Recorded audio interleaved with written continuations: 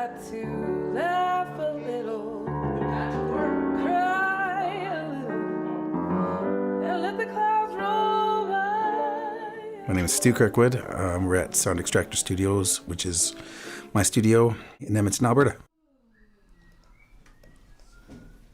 Today we have Celeigh Cardinal and her band coming in to track a song that we somewhat decided on doing last night, and I don't think the band as a whole has played the song together yet. How was the jig last night? Party time. So this song, I've been sitting on this song for a really long time. I wrote this song a few years back, but I've never recorded it. I thought that I had sent the track to everybody. Turns out I hadn't.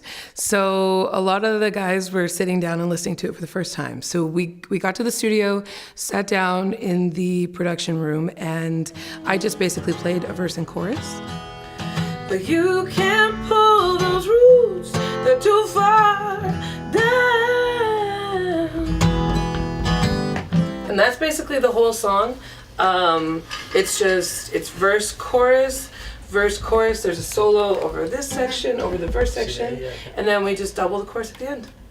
Stu immediately took the guitar from my hand and started changing the voicings of some of the chords because I am a self-taught guitarist.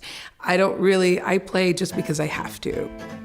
If I can come to someone else and say, this isn't quite feeling right, it almost always comes down to the rhythm.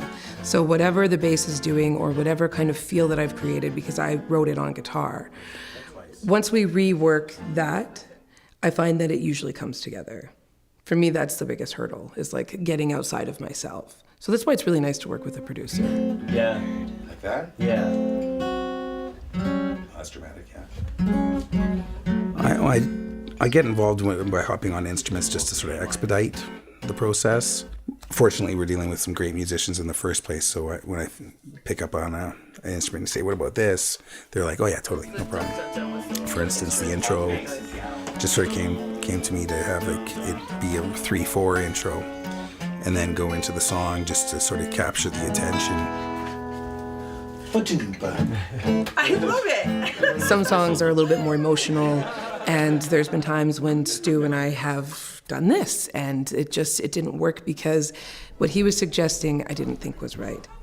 However, I trust him so much and the guys that I play with so much that there are certain songs that I can just throw at them and I just want to see what they're going to do with it because it's fun and I really like collaborating.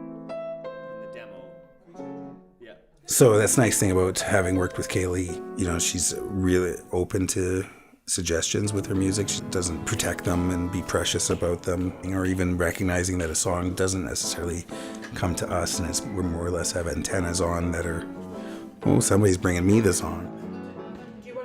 I've had a lot of songs come to me like a full song in my dream, and I wake up at like 5 a.m. and I write it all out and I sing it into my phone, and then we work on it.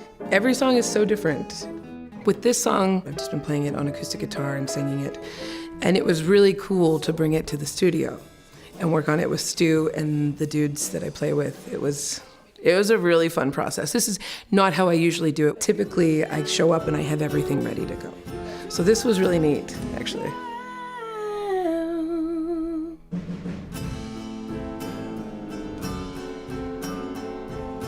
We got the sonic landscape sort of visioned out and going, okay, kind of hypothesize some of these elements into the music to sort of create little paintings within the painting.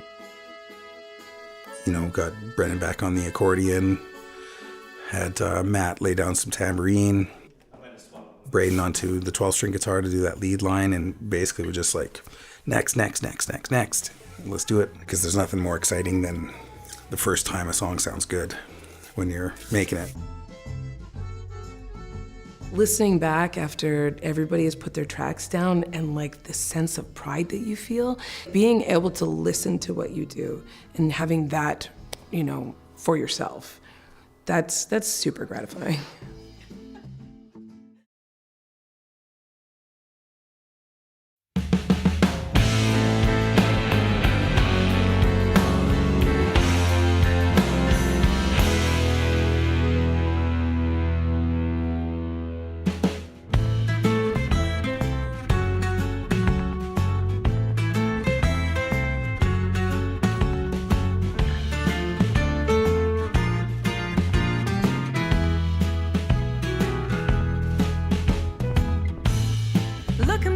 see my mistake. Well, I see